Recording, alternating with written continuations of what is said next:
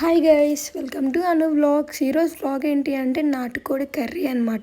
So నాటుకోడి కర్రీని మా స్టైల్లో మేము ఎలా చేసుకుంటాం ఏంటి ఈరోజు అయితే నేను వ్లాగ్ చేస్తున్నాను. అండ్ ఈ నాటుకోడి అనేది మేము పెంచుకుంటున్న కోళ్ళు అనమాట. సో ఒక కోడితో అయితే ఈరోజు మేము కర్రీ చేసుకుంటున్నాం. అండ్ ఫస్ట్ అయితే ఒక 2 టమాటోస్ అండ్ 2 ఆనియన్స్, ఒక 3-4 చిల్లీస్ అయితే కట్ చేసుకోండి.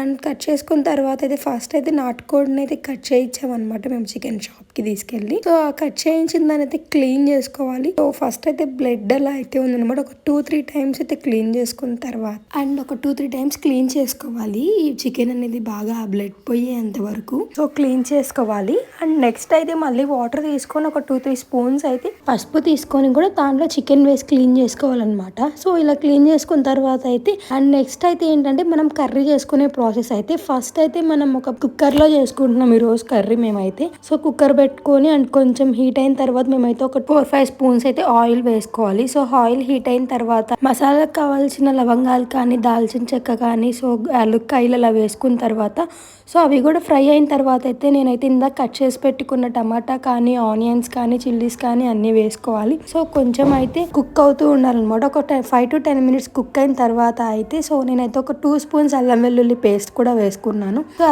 అల్లం వెల్లుల్లి పేస్ట్ అనేది ముందే మేము చేసుకొని అయితే స్టోర్ చేసుకుంటాం అనమాట ఫ్రిడ్జ్లో అయితే. సో మొత్తం మిక్స్ చేసుకుంటూ ఒక 5-10 మినిట్స్ అయితే కుక్ చేయాలి.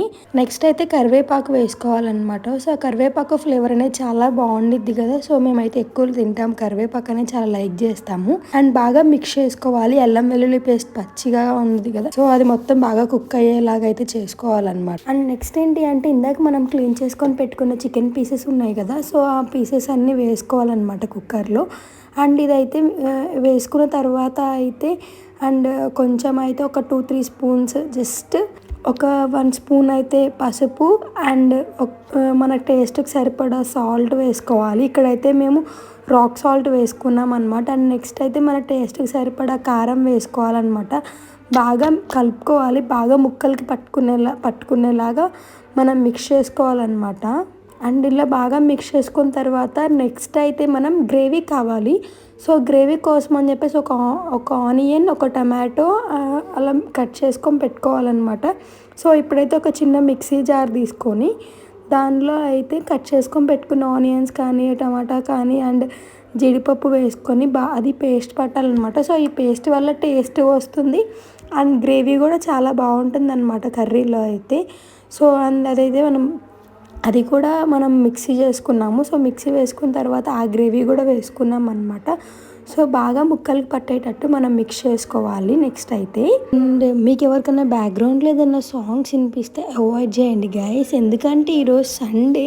సో మా ఇంటి దగ్గరలో అయితే నియర్గా అయితే చర్చ్ ఉందన్నమాట. సో అక్కడ ఈరోజు ఈస్టర్ సెలబ్రేషన్స్ అయితే జరుగుతున్నాయి. సో అందుకని బ్యాక్గ్రౌండ్లో అయితే లిటిల్ బిట్ నాయిస్ అయితే వస్తుందన్నమాట, అవాయిడ్ చేయండి గైస్.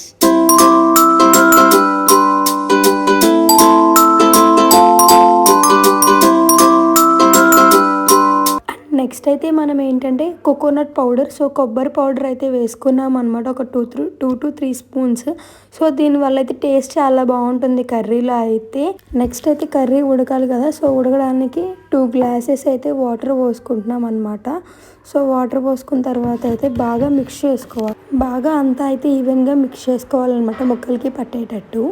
సో ఫైనల్లీ బాగా మిక్స్ చేసుకున్న తర్వాత అయితే కుక్కర్ లిడ్ పెట్టుకోవాలి.